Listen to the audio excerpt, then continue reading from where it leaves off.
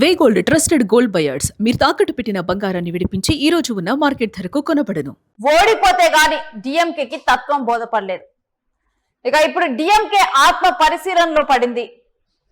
అసలు తమకు ప్రవేశపెట్టినటువంటి పథకాలే తమను గెలిపిస్తాయి అని చెప్పి డిఎంకే నమ్మింది. కానీ ప్రజలు మాత్రం డిఎంకేని ఓడించారు, ఇక స్టాలిన్ ని ఓడించారు. అందుకని ఓడిపోయిన నెక్స్ట్ డే నుంచే ప్రజల్లోకి వెళ్ళారు స్టాలిన్. ఇక ఇప్పుడు మొత్తం కూడా డిఎంకే పార్టీ అసలు ఎందుకు ఓడిపోయింది, సంస్థాగతంగా కూడా అంటే తాము తీసుకున్నటువంటి నిర్ణయాలు కానీ ఇవన్నీ కూడా ఎక్కడైనా మార్పులు ఉన్నాయి ఏంటి అన్న ఒక ఆత్మ పరిశీలనలో పడి సమూల మార్పుల దిశగా ఇక డిఎంకే అడుగులు పడుతున్నాయి. అసెంబ్లీ ఎన్నికల్లో ఓటమితోనే ఈ మార్పులు చేర్పుల అంశాన్ని పరిశీలిస్తూ ఉన్నారు. ఎందుకు ఇంత విఫలం అవటానికి కారణాలేంటి, ఎక్కడ మార్పులు చేయాలి ఏంటి అన్నది ఇక పార్టీ రాజ్యాంగాన్నే ఇప్పుడు డిఎంకే మార్చబోతోంది. నియోజకవర్గాల వారీగా ఓటమి కారణాలను విశ్లేషించుకునేందుకు ఇప్పుడు 30 మంది సభ్యులతో కూడినటువంటి ఉన్నత స్థాయి కమిటీని ఏర్పాటు చేసుకున్నారు. ఇక ఈ కమిటీ ద్వారా వాలంటీర్లు సాధారణ ప్రజల అభిప్రాయాలను పంచుకోవటానికి తెలుసుకోవటానికి కూడా ఈ కమిటీని అనేది ఏర్పాటు చేసుకోవడం జరిగింది. ఇక అసెంబ్లీ ఎన్నికల్లో అనూహ్య ఓటమి తరువాత ఇప్పుడు పార్టీలో మొత్తం కూడా వుడెన్ పెరప్పే అనేక ప్రత్యేక వెబ్సైట్లు ఏర్పాటు చేయటము, పార్టీ బలోపేతం కోసం ప్రస్తుతం ఉన్నటువంటి 78 జిల్లాల కార్యదర్శుల సంఖ్యను 115కు పెంచడం, ఇలాంటి ఒక వ్యూహాత్మక నిర్ణయాలను తీసుకుంటున్నారు. పూర్తిగా మొత్తం కూడా ఒక సమూలమైన మార్పుల్ని డిఎంకేలో చేయబోతున్నారు.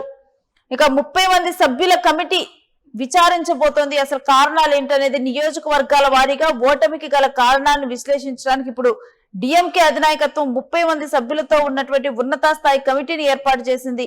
ఇక పార్టీ వాలంటీర్లు సాధారణ ప్రజలు తమ అభిప్రాయాన్ని నేరుగా పంచుకోవటానికి వుడెన్ పెరప్పే అనే ప్రత్యేక వెబ్సైట్ ని ఏర్పాటు చేశారు. ఇక ఇందులో కమిటీలు ఇచ్చేటువంటి నివేదికను జూన్ 10వ తేదీలోగా పార్టీ అధ్యక్షుడికి సమర్పించాల్సి ఉంటుంది. దీని ద్వారా ఈ కమిటీని ఏర్పాటు చేసి అభిప్రాయాలు తెలుసుకోవటం ద్వారా మొత్తం కూడా అసలు ఎక్కడ మార్పులు చేయాలి అనే అంశం మీద ఒక క్లారిటీ రానుంది. ఇక పార్టీ యంత్రాంగాన్ని మరింత బలోపేతం చేయడానికి ప్రస్తుతం ఉన్నటువంటి 78 జిల్లాల కార్యదర్శుల సంఖ్యను 115కు పెంచబోతున్నారు ఇప్పుడు డిఎంకే పార్టీలో. ఇక ఈ పెంపు ద్వారా నియోజకవర్గాల వారీగా పట్టు సాధించవచ్చని ఈ వ్యూహ రచన చేస్తున్నారు. ఇటు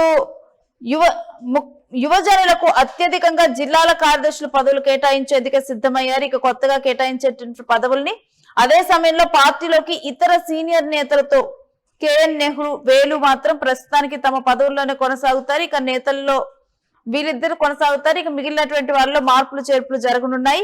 ఇక ఇప్పుడు ఉన్నటువంటి ప్రస్తుత పరిస్థితుల్లో రాజకీయాలలో సంచలనం అంటే రాజకీయాలలో బాగా ప్రభావం చూపుతుంది ఎవరు అంటే యువత. ఇక యువతను ప్రతి ఒక్కరు కూడా రాజకీయ పార్టీలో యువతను ప్రోత్సహించటం గాని యువ రాజకీయాల వైపు అడుగులు వేస్తున్నారు. ప్రజలు ఇటు పాతకాలపు రాజకీయాలతో గాని పాతకాలపు ఆలోచన ధోరణితో గాని విసిగిపోయారు. ఒక కొత్త రాజకీయాలని కోరుకుంటున్నారు, యువ నాయకత్వాన్ని కోరుకుంటున్నారు. దానికి విజయ్ కి పట్టం కట్టడమే దానికి ఒక ప్రూఫ్ గా కూడా మారినటువంటి నేపథ్యం. ఇంకా ఈసారి యువతకు ఛాన్స్ ఇచ్చే అవకాశం కనిపిస్తోంది. ఎన్నికల నివేదికల ఆధారంగా జూన్ 10 తర్వాత ఇటు డిఎంకే బైలాస్ అంటే తమ రాజ్యాంగాన్ని సవరించి భారీ మార్పులు చేయబోతున్నారు.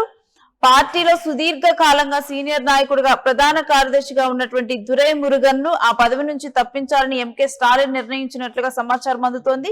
ఇక వయసు పైబడటంతో ఆయన తప్పించి యువ నాయకత్వానికి బాధ్యతలు అప్పగించనున్నారనే సంకేతాలు వెలువడుతున్నాయి.